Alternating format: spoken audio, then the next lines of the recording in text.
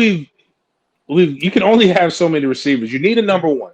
So that's where Micah Pittman, Too Tall Jones, or whatever the hell the kid name is, the 6'7" kid from Arizona Yeah. State with like 4 catches.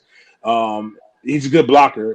And then I think we bring in the kid from West Virginia, from Savannah, that's really good Right. friends with Deloach.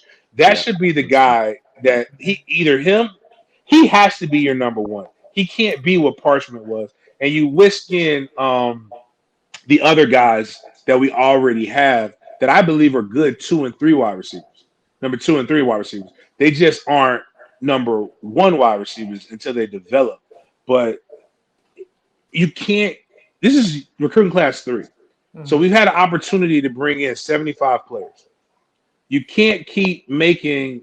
You can't have the opportunity to bring in 75 players, and none of them were high school kids that you recruited and that you developed. So hopefully, in all of that, one of these got McLean. Maybe one of these guys steps up and becomes that guy, but it has to be a run first offense because of the offensive line that we have and because of what we have in Jordan Travis. Jordan Travis' strength is the fact that you have to account for his leg, and his arm is strong enough to be able to catch you deep.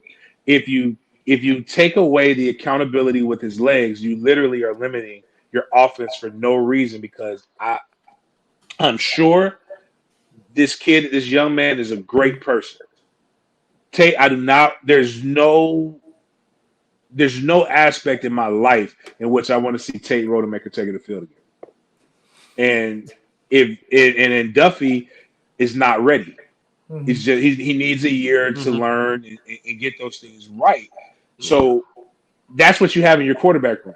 If you try to make it a pass first offense, you're literally you're trying to get fired at this point. Because you're trying to make it harder than what it really, really is. Logan, James was not making fun of the offensive line. Don't get sensitive. Don't Yeah, get no. I think the offensive line has gotten a lot better. Jason's gonna come after you. No, James. no, It's gonna come.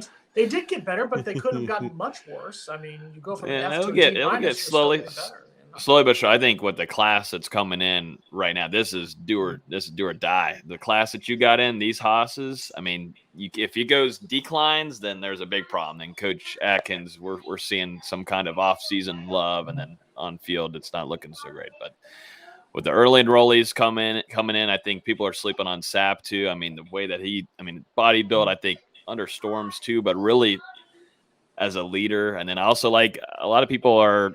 I don't think they're 50-50. They shouldn't be because you're getting one of the most talented offensive linemen in the country with Armella coming in. But Armella is going to bring that kind of attitude, that chippiness that you're starting to see in a lot of these offensive linemen that are coming. You get more of some angrier, kind of just, hurtful guys up there in the trenches. But Armella is kind of going to bring more of a, I think, alpha kind of personality that this offensive line hasn't had. I can't think of a player – in the past couple of years out of Florida State's offensive line where I think, damn, that is an alpha. That's a mean guy. Really, I would think Dante Lucas, it didn't work out well. And there are still things that he needed to fix, just with him and, off the field and just things of his own personality. But I've not had like a mean guy up there in the front in a while. And I think they're bringing in some guys. And I think Armella is probably going to, just be the icing on top there. So we'll see. But if it don't work this year and things aren't, getting better and better, then I don't know, but I do